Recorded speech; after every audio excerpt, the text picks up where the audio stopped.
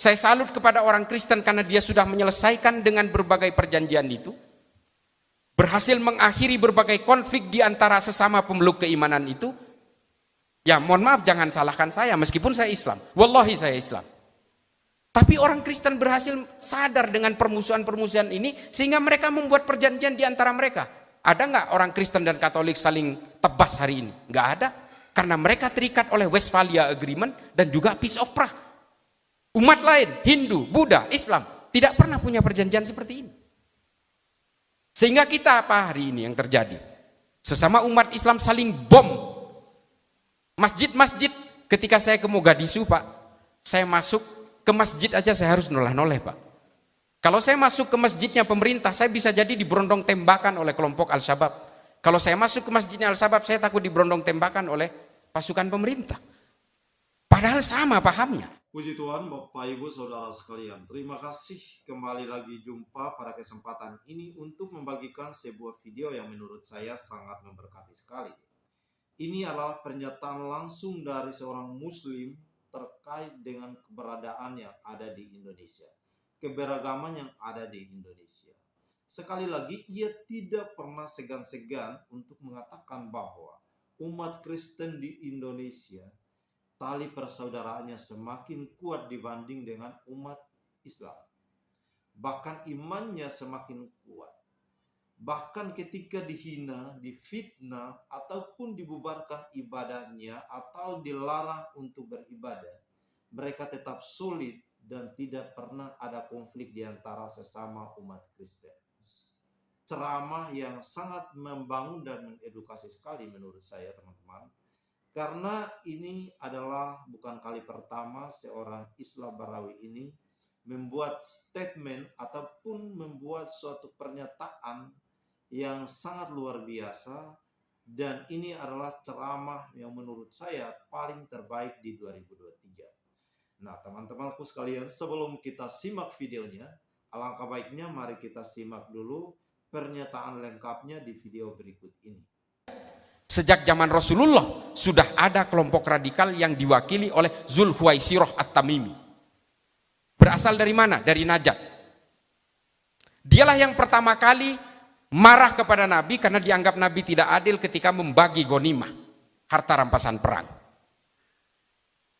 Lalu kemudian Nabi mengeluarkan perkataan, kelompok ini yang nanti kelak kelompok ini akan seperti anak panah yang lepas dari busurnya, yang menjadi liar dan sulit dikontrol orang lain. Ketika dia membaca Al-Quran, dia hanya sampai tenggorokannya aja, tidak sampai kepada hatinya. Nabi sudah mengatakan seperti itu, dan betul kelompok ini kemudian membesar, diteruskan oleh Amr bin Bakir At-Tamimi, kemudian diteruskan oleh Abdurrahman bin Muljam At-Tamimi. Inilah kelompok yang disebut dengan kelompok Khawarij. Mereka akan menjadi kerikil dalam sepatu setiap kekuasaan siapapun. Dia tidak akan berhenti sampai dia sendiri yang berkuasa. Tapi memang Tuhan tidak pernah memberi izin dia untuk berkuasa sampai hari ini. Kalau kemudian kelompok-kelompok sayap kanan, ekstrim kanan seperti ini tidak pernah berkuasa dan tidak pernah menang pilpres di Indonesia, berarti Tuhan masih menyayangi bangsa ini. Kelompok-kelompok inilah kemudian yang menjadi duri dalam daging setiap akselerasi peradaban manusia. Dan ini juga menjadi kloning-kloning di setiap agama. Kelompok Asin Wiratu di Myanmar juga mempersekusi kelompok Islam seperti Rohingya. Kelompok Shiv Sena, Hindutva, Bharatiya Janata juga menjadi kerikil dalam sepatunya kehidupan Hinduism di India. Mempersekusi orang-orang yang berbeda keimanan di India. Yang membunuh Mahatma Gandhi juga dari kelompok ini, namanya Godse.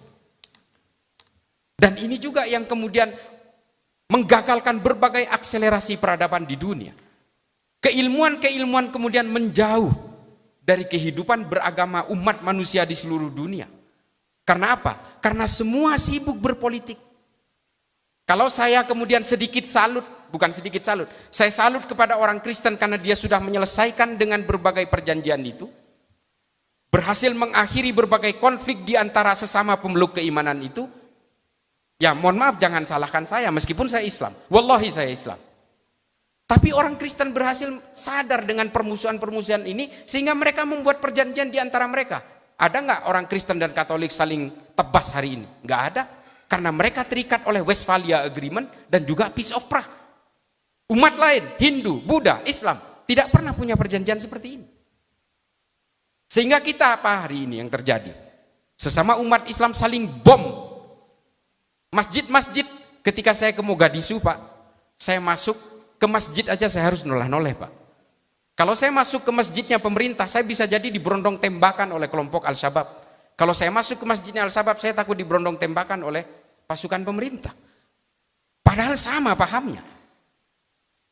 Nah, kelompok-kelompok dari yang bernama Bani Tamim ini kemudian menjadi akar-akar radikal yang terjadi hingga abad ke-pertengahan, hingga kemudian pada awal abad ke-18.